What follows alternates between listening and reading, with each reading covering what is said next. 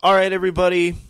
It is that time. We are now one day, and you're probably going to really be seeing this in listening to this. Research shows, on the actual election day. So it's really going to be a perfect newsflash guide. And to join and help me give that guide, the preparation, the ultimate preview, we got James Weld. James, thank you so much for joining us and on this fine evening. It does feel, I don't know how it is where you are, but it does feel like it's time to end the little 2 or 3 days of summer that we had here where I am.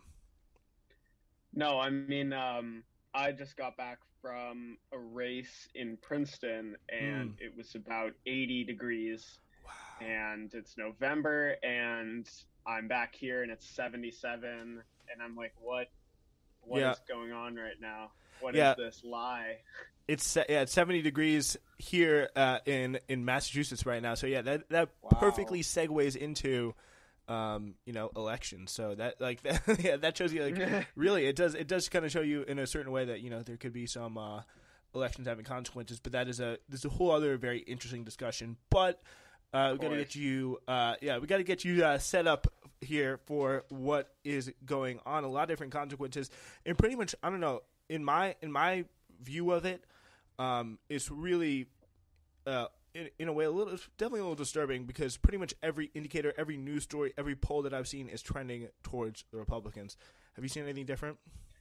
I mean, I clicked on a quasi-hopeful article from Nate Silver that was the case for a Democratic blue night, and it was basically just one of his friends hucking a lot of hopium across at Nate Silver and him basically talking about how it wasn't going to happen. So, I mean, it is possible. I've been reading that pollsters who are fearing making two mistakes in a row with 2016 and 2020 and overestimating Democratic support, it is possible, according to Nate, that there might be a little bit of more cautiousness in providing any good numbers for the Democrats, but I think that's a load of hopium, to be honest. I think it's going to be a pretty bad night for the Democratic Party.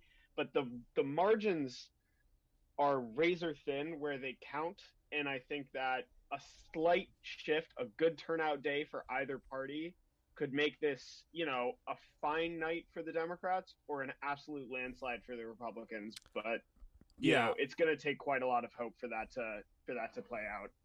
Yeah, I mean, as valid as he may be, when I saw Chris Hayes today, he's a MSNBC, very down the line kind of Democratic guy. He was out there talking about how historical trends would indicate that even if the Democrats lose a seat in the Senate and gain maybe or lose up to 40 seats in the House, that's a pretty good historical overperformance. I'm like, oh boy, here we go. It's it's really happening. Not that exactly he would be entirely wrong given the fact that it is very very tough. But Democrats, they know it. We all know it. They could have made a lot better out of the situation. Yeah. And I would say there's a lot of different interesting places to start, but I think some of the key things are going to be with these kind of demographics, some unexpectedly tight bites in key places. So though Republicans are likely to win control of the House, the unusual dynamics in some enclaves aren't exclusively leaning in the GOP's favor. We could kind of look at some of these key areas in the dynamics. So let's start with the country club to the country. This is in roll call here. Some say that there's been a bit of a political realignment happening. The economic environment as a Republican base, migrating from country club to the country. And the question, I think it's actually a very interesting situation here. This is Tom Davis ran his party's House campaign arm in he's from Virginia, and he would know something about country club to country because a big reason why the Democrats have done so well, barring even recent times in Virginia, is because the country club, the Republicans have lost among the country club crowd. This is a really interesting situation. So Oregon's 6th district is an instance of this. So surprisingly competitive. Biden would have won it among 13 points. This is numerous districts along the West Coast, featuring areas where Mike Levin and Katie Porter, these kind of suburban districts, the country club districts. And I think the country club to country, the country part is still showing up strong for Republicans, but the country club part is not turning the other way for the Democrats, at least in this election, even though it has in the past. 2018, 2020, yes, we definitely saw a huge suburban shift. But you could even see in that, in 2020 especially, if you look at South Florida, the suburbs of Miami, Miami City, you could see that shift was, I don't want to say conditional, but it wasn't concrete. It was nothing like the white, blue-collar, non-college degree shift in 2016 to the Republicans. That is something that is irreversible, but the country club shift, it wasn't as dramatic. It wasn't as concrete, and you could tell that there were a lot of Republicans that either weren't enthused about voting for Trump within those kind of suburban wealthy districts, or they were willing to support a Democrat, but only tepidly in the face of an inconscionable presidential candidate. Now, when it comes to a midterm, I think a lot of those country club voters that have historically voted Republican are going to feel more comfortable putting Kevin McCarthy, Mitch McConnell back into power because they trust them more than they do Donald Trump. As misplaced as that trust might be, I see it as much more palatable for those country club voters to vote red this cycle than they could in 2020 or 2018 because the boogeyman isn't directly on the ticket.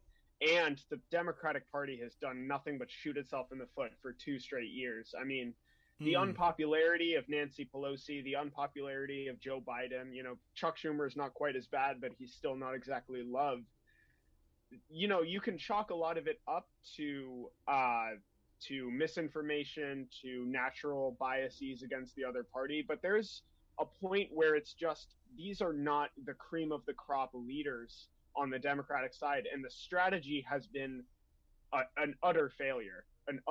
There's no cohesive economic message, and that's what the country club voters are really worrying about. It's the economic message. It's the reining in the spending on Ukraine. It's the reining in on the debt. It's the dealing with the rampant inflation rate. And the Democratic Party hasn't been able to coalesce around a single message on how they can respond to those issues. So I think the country club crowd is not going to turn up quite as much as the country is for the Republicans in this election cycle. But, it will remain to be seen. Yeah, I think we've seen some really kind of interesting, dynamics of cases where the country club people have had to look at, kind of like weigh issues that they kind of care the most about, and they've chosen a lot of times, like in a lot of instances, like that they are going to have to derate, for example, concerns they may have had more acutely under Trump when they decide they want to care more about, inflation or crime, which are kind of two of the big things. And I think it's a very kind of predictable, and especially with the crime aspect of it, just given like these are long time like suburban kind of Republicans. You look at areas like Pennsylvania, like that could be what makes it hard for John Fetterman to go across the finish line. In these kind of areas that, the Democrats are so certain that they kind of written it into their campaign strategy that these are going to be the people that they need. But, if it turns out like the way that it's starting to look, do you think the Democrats will, or, they have the political ability to, and the political vibrancy as a party and force to, change course down the road? Well, I mean, I suppose in part it comes down to what happens tomorrow, because I think that there's going to have to be a serious self-reflection on the Democratic Party for them to be able to court back any of the white-collar voters, or any of the, blue-collar voters, and, the country club white-collar type as well. Right now, the party is already finger-pointing about what happened in this election cycle. There is already infighting. There's already not a strong, confident, cohesive message like the Republicans have right now. How they can respond in the future to try and court back some of those voters, especially in Pennsylvania, I think comes down to how uncomfortable they're willing to make themselves about their leadership and their message. Because Nancy Pelosi, I mean, and this is not to pass full judgment on her tenure, but she's not very popular as a leader. She's not a confident, getting out there, attracting voters from across the aisle. she is not coordinating the message among the House Democrats that they needed to sustain the majority that they earned in 2018. I would love to see a leadership challenge that could bring a youth, bring a confidence, bring a cohesion, bring a message to the Democratic Party. Uh, that seems unlikely regardless of what happens, but absent something like that, it's going to take a lot of self-reflection, I think, on the Democrats to be willing to make changes. And I think that Trump running for re-election and what happens with Trump DeSantis, if anything happens with Trump DeSantis, will also impact Democratic decision making because, as paradoxical as it might sound for the country, I think Trump running again and winning the nomination could be a better thing for the Democratic Party because he is an extremely problematic candidate for the Republican Party to run to the mainstream. So it comes a lot down to what happens in the next month, how Trump decides to run, whether Ron DeSantis is going to run against him, whether we'll see that infighting, and whether the Democrats can either refresh or completely decapitate their congressional leadership. I have hope, but I know the Democrats, and I know that they will continue to shoot themselves in the foot of their. So, yeah, I mean, I find it very hard to imagine that even if they don't put in somebody who's a bit like who may be not actually Nancy Pelosi, they'll just put in like a younger version of Nancy Pelosi, in someone like Hakeem Jeffries or someone like that who have just been getting, nonstop emails from, unfortunately, over the past few weeks that I had to unsubscribe from. Yeah, so it's been a really kind of interesting, dynamics in a lot of these different instances. And a big portion of this election cycle has really kind of started to like zero in the last few weeks looking at some of these races has been, wow, there are a lot of these really tight races in these blue states, which is pretty remarkable. So that's in, New York. We are looking at Oregon. Public safety has dominated the governor's race and had a real effect down ballot. How much of do you think is this really going to be kind of, actual policy and, really disputes that are going to be, just generally, mistakes that the Democrats have made? Or how much do you think it's kind of a messaging fight that the Democrats are losing? I'm sorry, could you repeat the last clause of that? You kind like, of how much is it like a messaging fight that like the Democrats are losing to a certain extent? I think that they are definitely falling flat on the crime aspect, and it annoys me that message is being so effective because it's not backed up by data, science. Yeah. It's mostly optics. But you saw the same thing in 1988. A solid Democratic candidate lost on the crime and safety aspect because the Republicans know how to play that message, and they know in the wake of protests, in the wake of things like the Kenosha riots, which have severely hampered Evers' chance, they know how to play on that crime and safety message in New York as well, with recent stabbings, violent outbursts on the subways.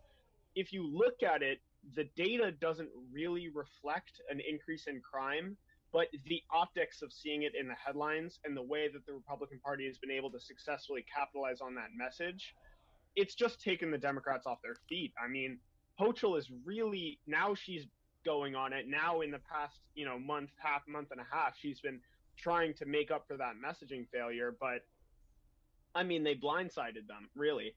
And if we see anything under a 5% margin for Hochul, and that is even, I mean, the fact that we're talking in that kind of a number for Democrats in New York, then the party has to seriously take a look at its state leadership, messaging apparatus, and how effective the Republican Party has been at finding the right message, finding the way to optically spin a voter, and finding the way to motivate them. And there are, it's innumerable factors. It's many, many factors coming into play at once, but we are seeing resounding influence of the inflation message and the crime and safety message above all else in the current national climate of crisis. That seems to be what's working to motivate voters in Queens, Staten Island, and not to mention the whole controversy with the yeshivas recently. Yeah, Jewish voters they're a very politically active cohort in the Orthodox Hasids. very, very politically active, and they have close ranks around Zeldin. And it's not a big enough constituency to single-handedly deliver him the election, but there are serious warning signs for Hochul, and I think it's representative of how poor the Democratic night has potential to be, based on the fact that we're even talking about the New York governor race right now. Yeah, I think that Wisconsin race was interesting because, like, Tony Evers, I haven't heard too much about him, but, like, what did he do? Was there any kind of specific moment? I haven't really heard too much about this, but was there anything he did specifically that really pissed people off about the response to Kenosha? Well, so Kenosha, this is all coming from like one NYT article that I read like maybe a week ago or something like that. But Kenosha is a traditionally very democratic city, and it was one of the areas that helped him get into power, because it is, in Wisconsin, strong Democratic voting blocks are, hard to find these days. So it's extremely necessary for him to get as much of the base to turn out as he can.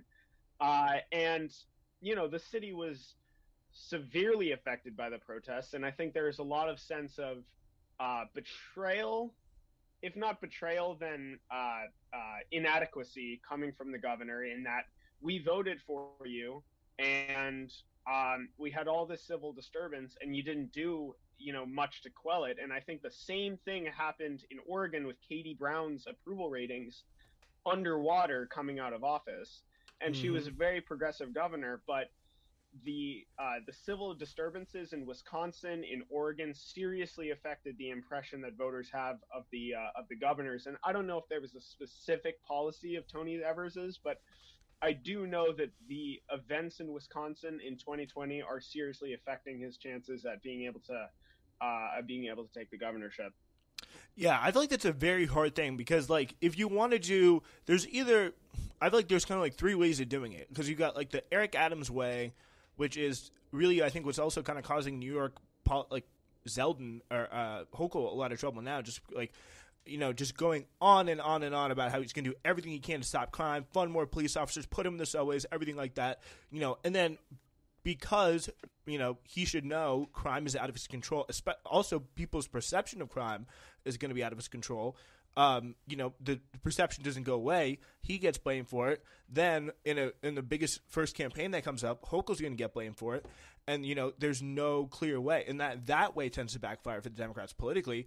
Also, by the way, it doesn't do anything just to fix the actual issue. And then it just leads to, more funding of police and just continuing to go in the same circle that we went in back in the 1990s. And then you get the kind of second way, which I think is what a lot of kind of these very centrist, or not centrist, but like, kind of we see you, we hear you type of Democratic governors that we saw, on the West Coast. Jacob Frey in Minneapolis, I think, is one of these Ted Wheeler in Portland. Like, these people who are, these kind of affable, white kind of mayors who's like, we really like to see, and they're not really doing anything to stop the chaos of the protest, but they're also not doing anything to substantively fix the issues that are causing the problem, and fix the, deeply held, toxic culture of the police departments in all these places. So a lot of times, like, it's the worst of both worlds. I think that what we maybe should see more of, I don't want to think about, what your thought of my kind of laying this out here, my theory on this is, because it's just like, we are seeing so much of just like this, we see what's going on. There's a real problem. That was one that was fashionable, but then they get absolutely, hammered for it because the same underlying conditions are there. And now it's a, totally different political environment that they just are completely caught on flat footing for. And there's just right now, there is no Democratic politician who's actually speaking confidently on this issue. No, I completely agree with that.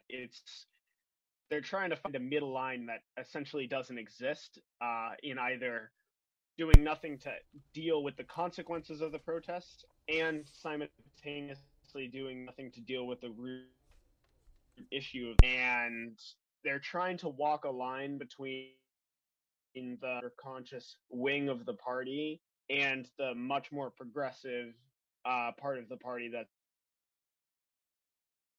obviously structural fixes, or at least structural changes to alleviate some of the issues that caused them in the first place. But it's not something that you can draw. It's not something that you can draw a middle line through, because you're just going to end up alienating both sides. Yeah, so it is. Yeah, it's definitely going to be very tough here on this. This issue of law and order policy. Like, is there any kind of specific area where you would like to see the Democrats go politically, and maybe any kind of like politician who you would think is like kind of closest to where the Democrats ought to be on this? Well, I mean, my personal view of what is best for the country does not align with what is best optically for the Democrats. Fair, yeah. I don't know if I can name a specific person, because I've kind of been following more trends than I have specific platforms of the candidates, because at this point most of them are pretty much identical. I would take a look at what someone like what's the name of the governor of Louisiana? What is his name? He's a Democrat. I think it's like no, I'm thinking of the governor of Kentucky, Bashir. But yeah, Bashir, yeah. John Bell Edwards. Bell Edwards. Interesting. Well. I see. It's not that I would agree with what they say, but what they say on Law and Order is much more likely to be able to appeal to a disaffected electorate on that issue. And I think stuff like this, defund the police, it's poisonous. It's applying too complex of a critical theory into too short of a message. Just saying defund the police I agree with that. Not at all what the Democrats need to be advertising as their message. It's a very complex academic case to be made for police reform, police restructuring, but putting it into one phrase like that needs to go completely. That is painting the party and it needs to go. I look at what the conservative Democrats are saying, Kentucky, Louisiana. I believe the governor of Kansas is a Democrat. Might be wrong about that. Actually. Is Bashir but are those people? Are they just going like lock them up, or like kind of like Bill Clinton style rhetoric, or like what are the tact are they taking? Well, I would imagine that they're at least are significantly more moderate. If it's not strictly lock them up, they're definitely presenting themselves as hard on crime for the working man, using terms that could appeal to both the sense of the Democratic Party as for the people, for the working man, and that of order, stability, and continuing the security. I couldn't tell you exactly what they're saying, but their ability to win re-election in red states to me that their messaging on law and order is significantly right than the Republicans. They're fighting war, and I don't care has to be used because the stakes are too high to lose. So if that means more lock 'em up machismo messaging, and don't follow, because if the Republicans win, we whatever the worst version of American politics is. So yeah, definitely more focusing on the law and order from a crime perspective, from a being hard on it, from an actually showing improvement kind of way. None of the defund the police stuff. The optics are just too terrible, and this is all about optics. Yeah, I think that is something that definitely like Democrats, I feel like they understand it, but they don't like do anything about it in a certain way, because they're very much like, we will, we're always worried about the optics. We don't want to take any big stands, but like, optics in a certain sense, like that is all they think about. And just like I said before, like that allows them to get so easily taken by kind of a Republican message where they just don't have any kind of like substantive policy behind it, because you saw what happened. Like you got Alvin Bragg, you got these various people getting elected, like Larry Krasner, Chesa Boudin, George. You can name them all. Like these very good kind of progressive DAs who are just kind of coming in there. They're not going defund the police, all that stuff. That was like 2020 slogan. These people were elected as early as 2016. But they are, they're coming in with these like real, plans to limit the prison population and cashless bail. And you can kind of criticize, I think, Chase and Boudin. They're all varyingly good levels of politician, I would say, and that is having some effect on how, because you got to be able to push back into police union forces, all the forces that the criminal industrial complex, I guess you could call it. It's like there's always some sort of like crazy story in the local news. It's always they just all the things that DAs have to deal with on a daily basis, but they did these policies like cashless bail. Like they're still getting attacked for these policies because they just don't have any kind of real ideology to counter the Republicans on this issue, which is always a kind of a very dangerous issue. It's something you just cannot do. I think Democrats have done this for so long, is just trying to play Republican 0.5 versus Republican light. We're not going to be the full Republicans, but we're going to do this kind of like we'll echo their rhetoric. But kind of, just do these, different or just do half of what they do on, criminal justice. And that's a very, very damaging issue because especially when, when the election's not on criminal justice, it's not on criminal justice. But when it is, it's like it was like this with patriotism also for a long time. Like Democrats would always try to out-patriotize, I guess, be out-patriotic, more patriotic than the Republicans. But, the people who decide – in the eyes of the American people, who is tough on crime, who is patriotic, who is this, who is that, that is going to be determined by media and by cultural forces that are really outside of the Democrats' control. So it just seems very, very foolish to try and play by their rules when you're never going to win, in a certain sense. No, I definitely agree about that. I mean, it's really put the party in a tough spot because of the influence of both misinformation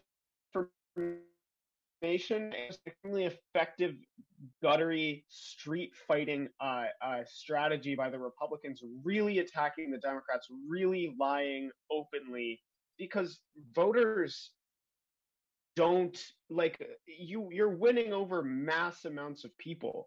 If you can say something confidently enough, you can convince a significant portion of them that what you're saying is true. And the Democrats or the Republican Party has used that to their advantage for years. For years, they have told the big lie really well. And the Democratic Party is half-assing it. They are going 0.5. There are, trying to make empty platitudes towards crime and order without getting in the street, getting in the gutter, really fighting against the Republican Party. There's just a malaise.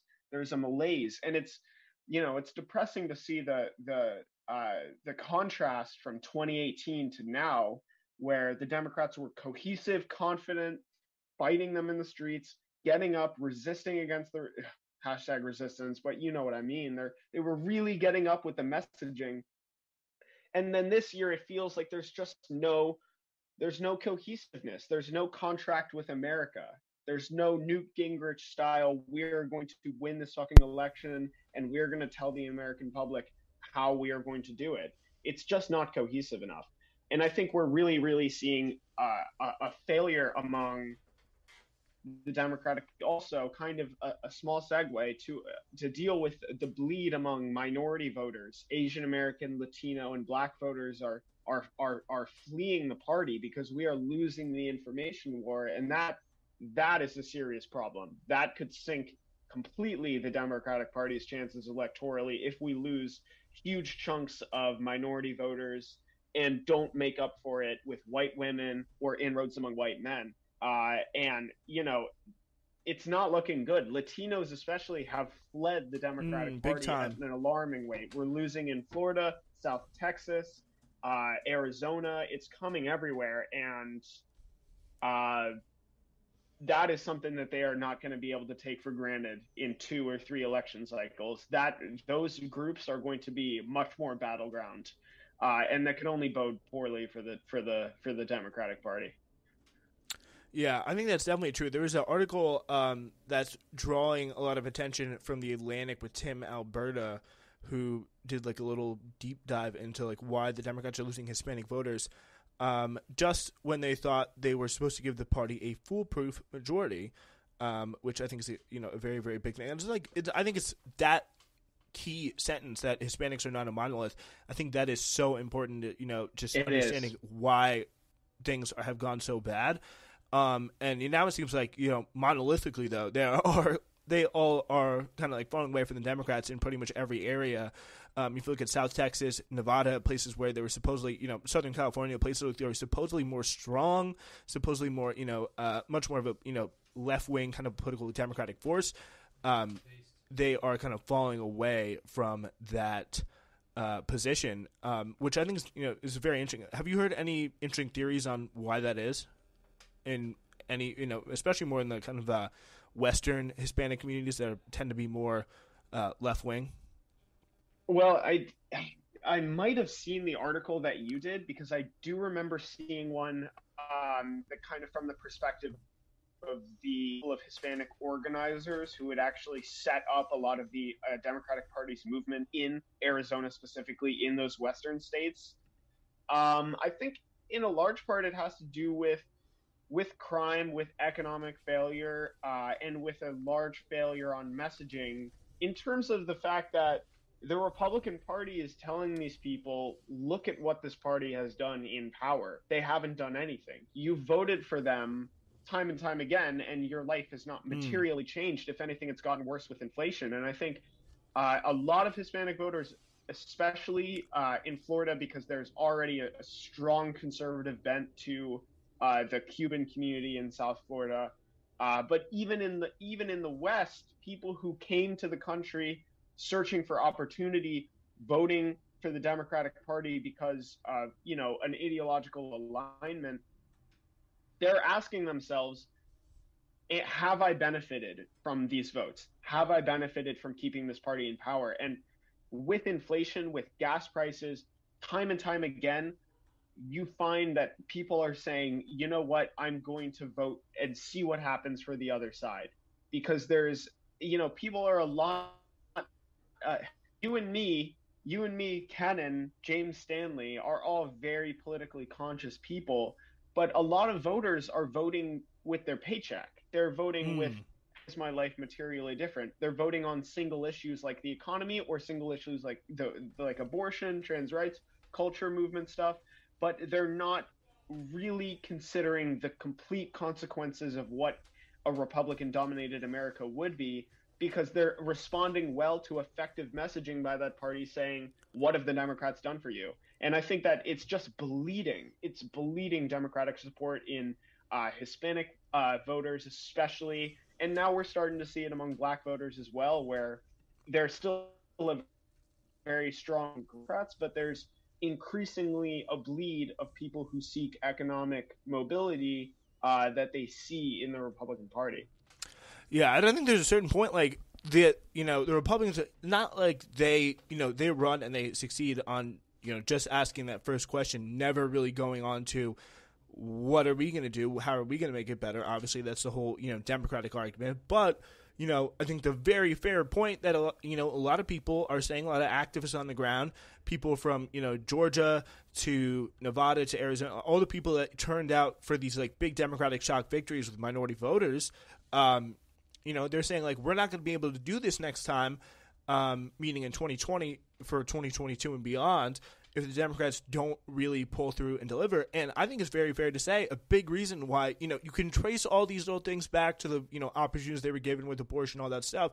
But when it comes down to it, they could have had a much better basic terrain to run on, where saying it's, issues about crime, issues of, that just kind of are down to, basically the country's falling apart and I'm feeling more and more unsafe and insecure. Like that sense, I think could have been much more erased with just better policy coming and more organized policy coming from the Democrats when they're actually in power. No, I completely agree. The Republicans had the same soul searching when they weren't anything done effectively during the period with the trifecta from 2016 to 2018. They had a similar to have the majority, we have to deliver right now, and party infighting about policies. Medicare bill got failed. Thank you for that. Okay, love you. But the Democratic Party hasn't delivered with the trifecta. And I think that in part they're hammering on issues that while it draws voters, it doesn't draw enough. And it's people are really starting to see, like, can I actually just keep blindly casting my vote for this party and just not care that they aren't doing anything for me.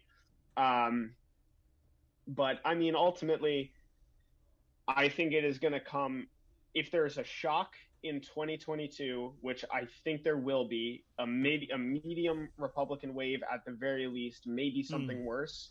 If there's a shock coming, the only hope that I can have is that it will fundamentally change the Democratic structure. It will get rid of the octogenarians that we have running the party, Nancy Pelosi. Joe Biden will not run again in 2024.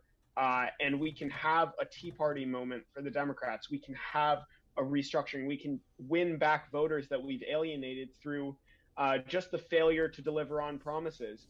And, I think the Republican Party has been very good during their wilderness years at regaining a lot of fighting strength. And I do have genuine hope that if the Republicans get in power, it will give the Democrats more opportunities in the future to rebuild fighting strength, rebuild a better cohesive message.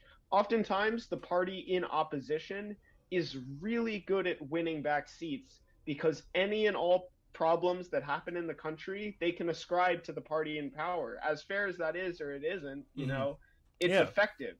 So if we see the Republicans take the Senate and the House, if we see them take a lot of governorships, state legislatures, in 4 years, in 2026, if a Republican wins the presidency, I would predict a Democratic wave because I think that the problems will not be solved under the GOP. They will only be exacerbated if they waste their fucking time, studying Hunter Biden and random controversies like that.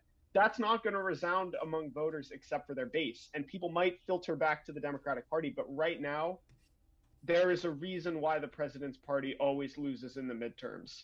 There is a very strong reason for it. It's the fact that the opposition is always better at being cohesive and better at fighting than the party in power. And so the only hope that I can have, and I'm going to have to leave in a moment, so I'll just leave on this, is regardless of what happens tomorrow, if it ends up being a Republican wave, that might be the slap in the face that the Democratic Party needs to push out octogenarians like Nancy fucking Pelosi, keep Biden back in the cage in 2024 and push out a younger, fresher face and really start building back a cohesive message. Let's just hope they can do it before Trump is able to take the White House. Thank you so much. Thank you so much for having me on, my friends. It's been a pleasure. Yeah, thank you so much for coming. Really do appreciate it. I do hope at least some of that. I think it's possible some of that stuff happens. Very unlikely that all that stuff happens, but still always good to have James with us for covering the midterm elections. Yeah. So James, thank you so much. I love you, James.